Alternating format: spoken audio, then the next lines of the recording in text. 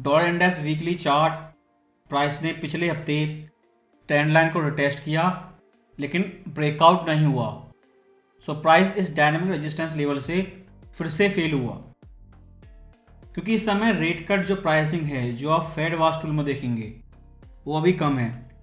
लेकिन जब तक होली का समय आएगा 2025 में, उस समय सारी चीज़ें बदल चुकी होंगी। जब मार्केट और रेट कट के लिए प्राइसिंग करेगा तो डॉलर इंडेक्स नीचे जा सकती है।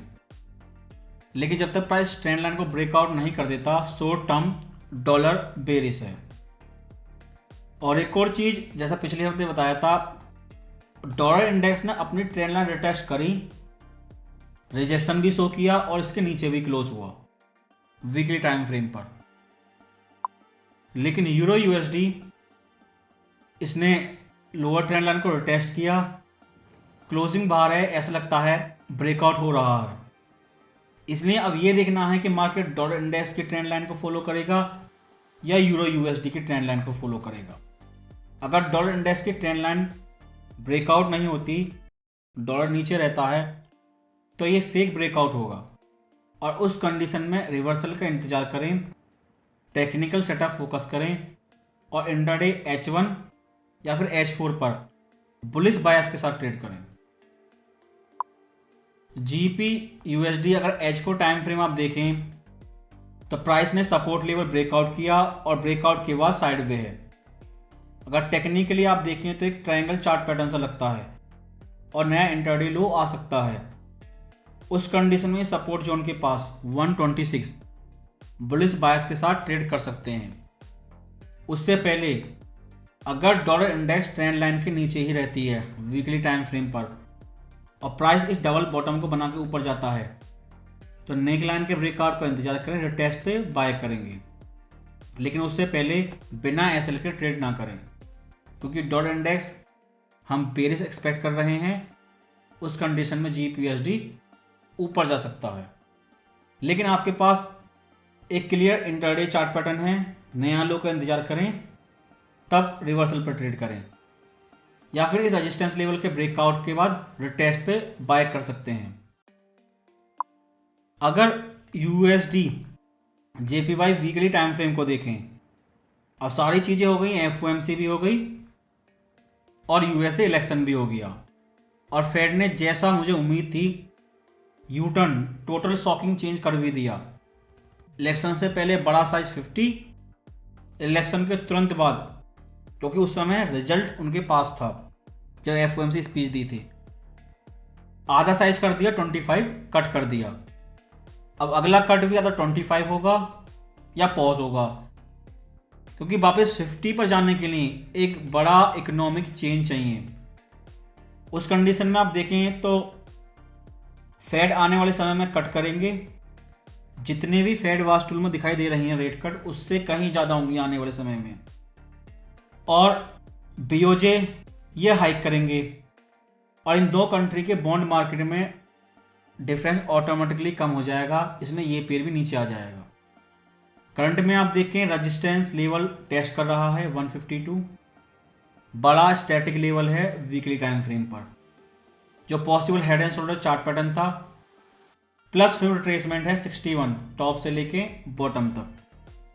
बेरिश बायस के साथ ट्रेड करें, ये रेजिस्टेंस जोन है और लॉन्ग टर्म टारगेट प्राइस धीरे धीरे 140 पर ही जाएगा।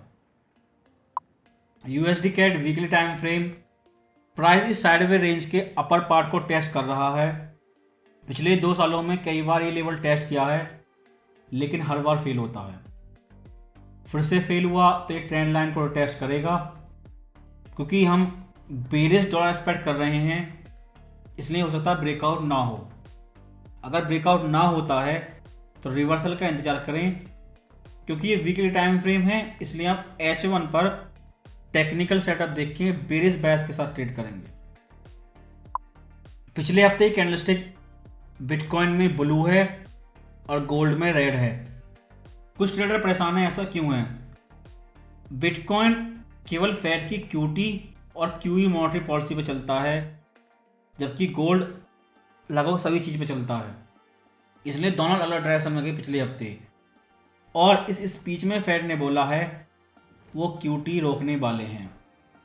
अनाउंसमेंट हो सकता है दिसंबर महीने में आ जाए, या ट्रंप के शपथ लेने के बाद 2025 में आए किसी भी समय, लेकिन ट्रंप के शपथ लेने के बाद।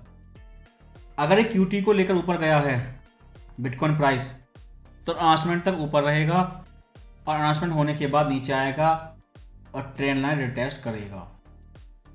लेकिन क्यूटी तो एंड हो जाएगी, उसके बाद क्यूई, जो लास्ट टाइम ट्रंप ने मार्च 2020 में और बाइडन ने मार्च 2023 में करवाई थी, ये इलेक्शन से पहले हुई थी।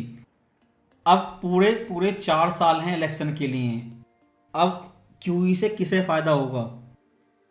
और मान लो करते भी हैं क्यूई ट्रंप अपने फ़ायदे के लिए, तो क्यूई से हमेशा पहले मार्केट क्रैश होता है, हमेशा क्रैशेस आती है।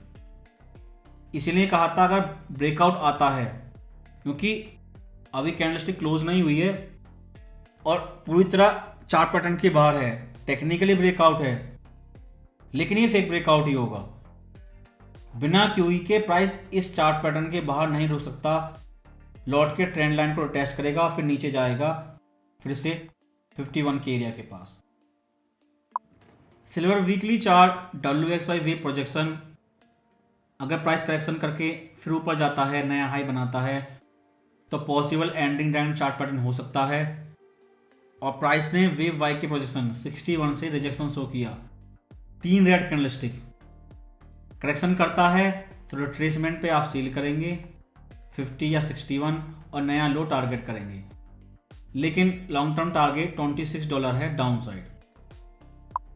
US oil weekly chart, price trend line को ब्रेकआउट करके रिटेस्ट करके उसके बाद साइड पे है और $65 के ऊपर रुका हुआ है। अब इलेक्शन खत्म हो चुका है और जनवरी 2025 तक बाइडेन के पास पावर है। उसके बाद रिसेशन कब आती है, लेकिन जब रिसेशन आएगी तो ऑयल की डिमांड कम होगी, 65 लेवल ब्रेकआउट हो सकता है और प्राइस $42 को रिटेस्ट कर सकता है। $42 ट्रम्प का फेवरेट ऑयल नंबर है, ये इन्होंने लॉकडाउन के समय भी किया था, क्लियर बोला था चाहे कुछ हो जाए ऑयल को नेगेटिव प्राइस से $40 लेकर जाएंगे। अगर रिसेशन आती है तो यही सपोर्ट है। और पिछले हफ्ते FOMC स्पीच में फेड ने क्लियर बोला है अगर युद्ध वगैरह होते हैं, रिस्क आता है, तो ऑयल प्राइस पर उसका असर दिखना चाहिए। केवल वॉर न्यूज़ ही ऑयल के लिए बुलिश हैं, अदरवाइज सारी चीज़ें बेरिश हैं। और ये सपोर्ट लेवल ब्रेकआउट होगा तो 42 के अलावा कोई और सपोर्ट नहीं है, क्योंकि प्राइस ने टेक्निकली इस लेवल को रिटेस्ट तो कर लिया, लेकिन अभी भी साइडवे है। वीकली टाइम फ्रेम, प्राइस ने इस चैनल की लोअर ट्रेंड लाइन को रिटेस्ट किया, अब लगभग अपर ट्रेंड लाइन के पास में है।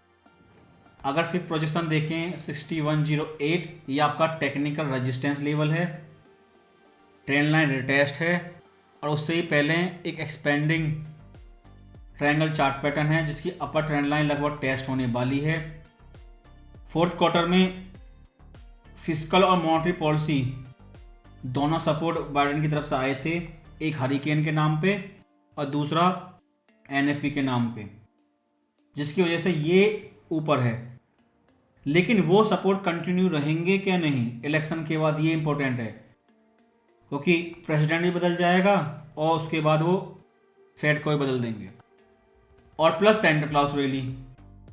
लेकिन उसके बाद एक बार रेजिस्टेंस स्टार्ट हो गई तो फिर ये ऊपर नहीं रुक सकता। इसने ट्रेंड लाइन रिटेस्ट और 16108 किस लेवल से प्राइस मुड़ेगा ये देखना होगा। स्टैटिक लेवल 16108 है और डायनामिक लेवल ये ट्रेंड लाइन रिटेस्ट है।